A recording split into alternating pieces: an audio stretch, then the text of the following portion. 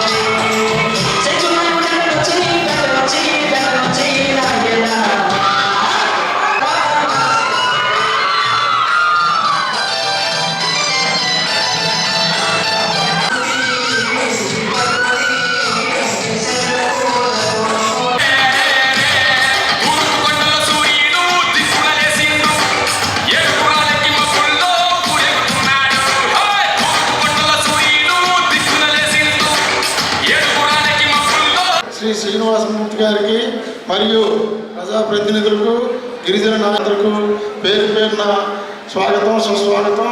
మా యొక్క ఏమైనా ఉంటే సభాముఖంగా కొద్దిగా తెలియజేసి ఈ కార్యక్రమాన్ని అయినటువంటి మన వేగంగా పనిమూర్చి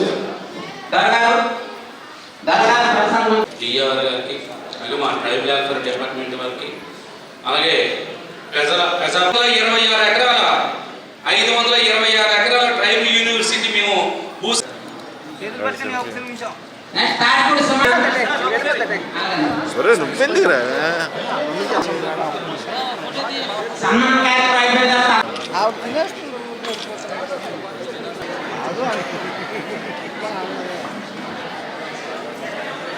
నెక్స్ట్ బి జూనిస్ట్ గారు మంత్రి గారు రిక్వెస్ట్ చేస్తున్నాం. కర్తాంతో ఒక్కసారి అభినందించవలసిందిగా మరీ కోరుతున్నాం.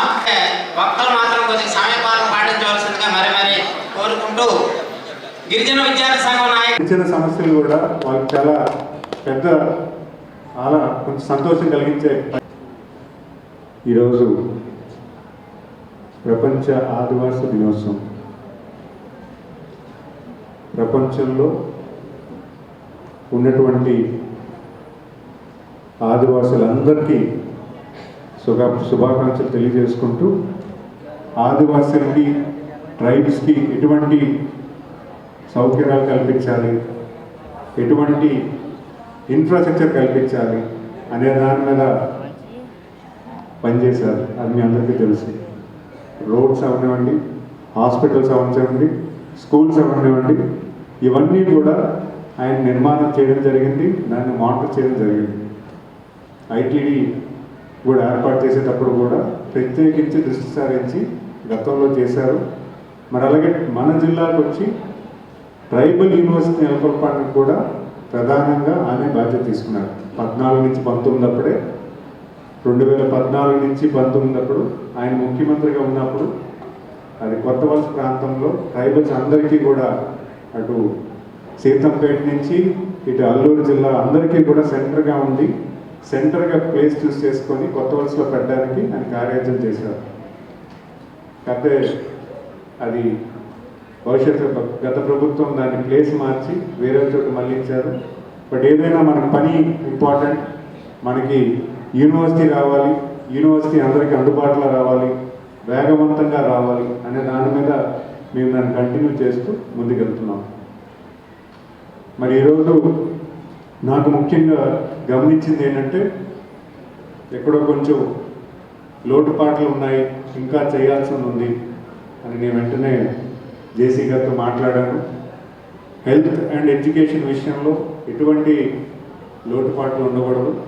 ఎందుకంటే ఈరోజు ఆరోగ్యం, విద్య రెండూ కూడా రెండు కళ్ళ కింద తీసుకువెళ్ళి ఈరోజు పిల్లలకు కానీ పెద్దలకు కానీ అందరికీ కూడా ఒక మంచి ఎడ్యుకేషన్, ఒక హెల్దీ ఎన్విరాన్మెంట్ క్రియేట్ చేసే బాధ్యత ప్రభుత్వానికి. దాంట్లో ఎటువంటి లోటుపాట్లు ఉన్నా కూడా వెంటనే మేము చర్యలు తీసుకుంటాము. ఇప్పుడు సోదరులు చెప్పినట్టుగా అక్కడ ఏఎన్ఎంస్ లేరని చెప్పడం జరిగింది.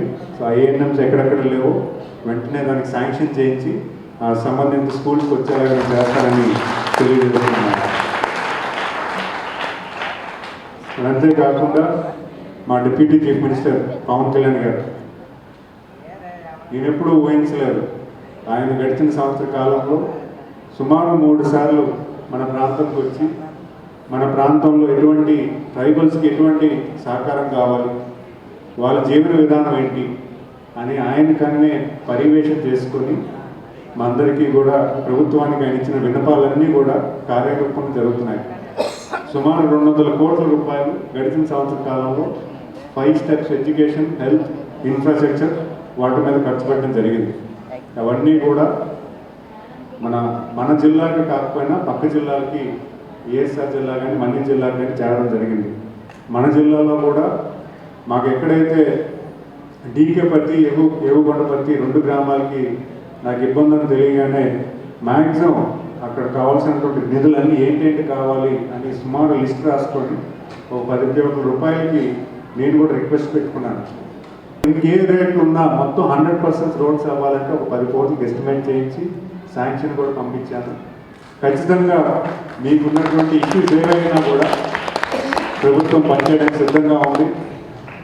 మీకు కావాల్సినటువంటి సదుపాయాలు కానీ అన్నీ కూడా సమకూర్చడానికి మేము కూడా పనిచేస్తామని తెలియజేసుకుంటున్నాను.